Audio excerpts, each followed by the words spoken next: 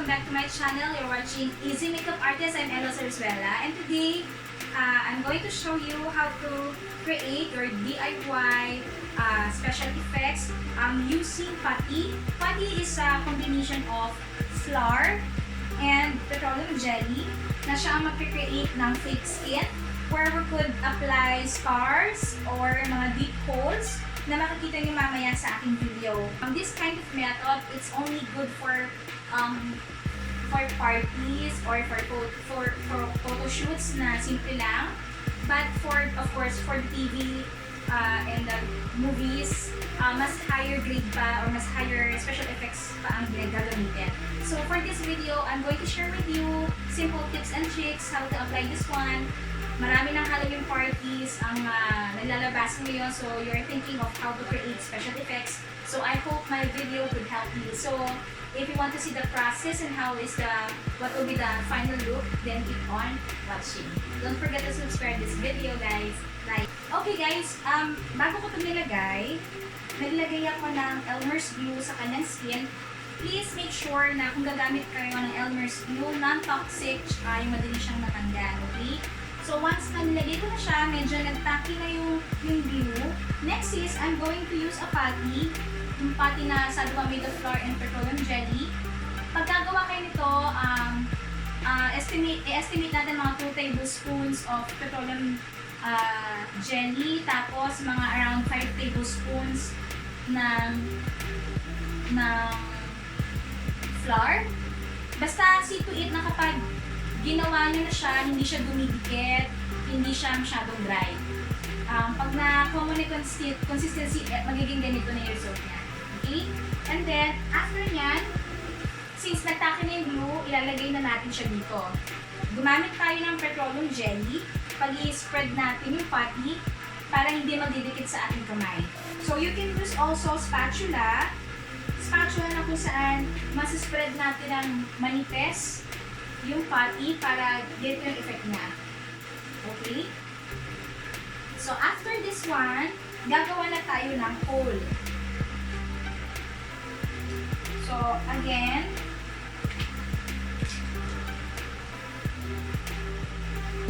i-dip nyo sa petroleum jelly yung hole. Pwedeng malalaki, pwedeng maliliit. So,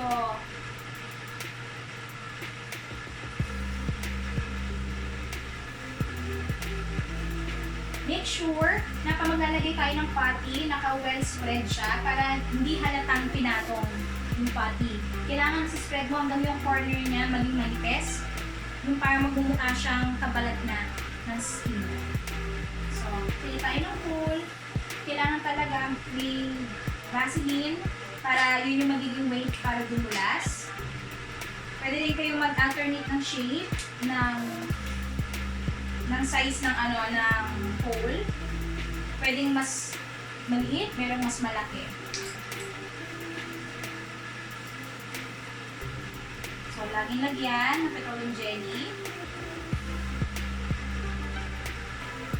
Twist, pull.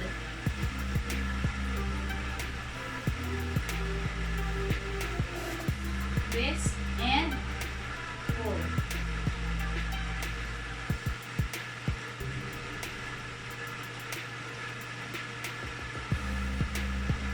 Tapos alternate ulit. Kung gusto nyo, may maliliit.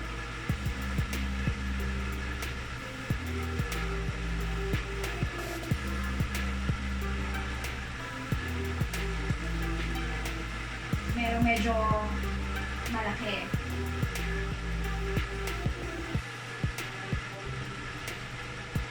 By the way, pag maglalagay kayo ng putty, make sure na hindi iabot dito.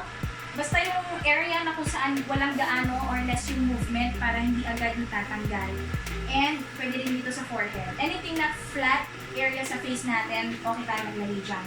And since sabi ko kanina, putty is made of do it your own. So, medyo kailangan matibay yung pagkakadikit. Matibay din yung paglalagay ng glue. Since it's a DIY, yung strength, ng durability ng putty ay hindi gaano tumatagal, no? So, kailangan manipis yung paglalagay, tsaka well-glued yung putty natin.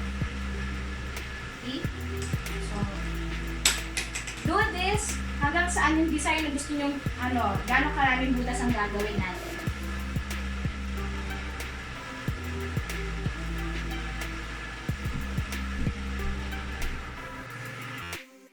Alright everyone, so nakikita nyo ngayon sa video, natapos ko nang lagyan ng hole. Then next, para mas maging sturdy ng konti yung putty natin, you have to apply Elmer's glue sa ibabaw ng putty sa mga holes na ginawa natin para hindi siya agad mag-melt. Kasi tatandaan natin, putty is made of petroleum jelly. So may tendency siyang mag-melt kapag hindi natin siya na-seal ng glue. We already have the base. So, lalagyan na natin siya ng Elmer's glue. Maging gentle lang tayo sa paglalagay.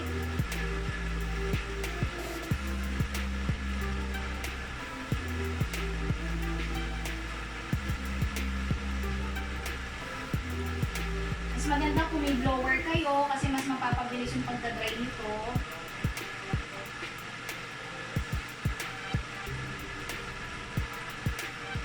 Dahan-dahan lang sa pag-a-apply ng glue ha, para hindi ma-deform yung hole na ginawa natin kasi ang putty malambot.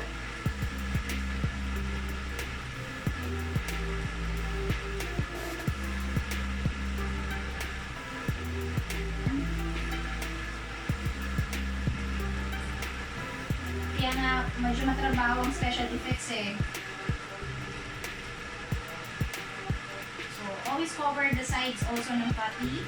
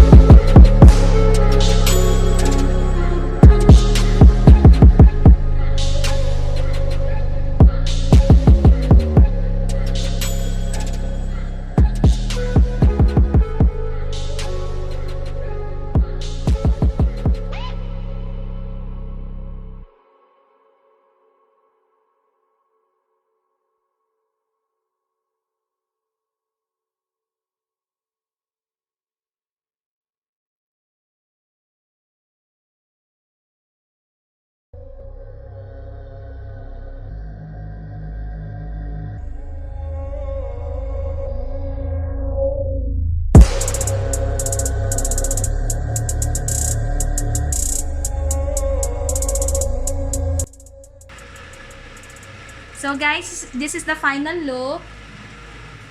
So ito na yung finished look na ginawa namin ni Lara.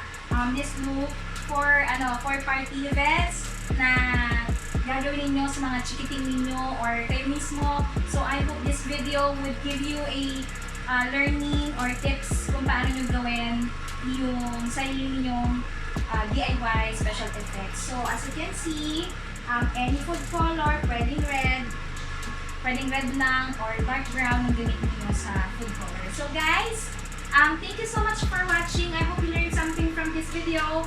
And please don't forget to share this and don't forget to like and subscribe to my channel and follow me on my Instagram, Elomua. So guys, thank you so much for watching.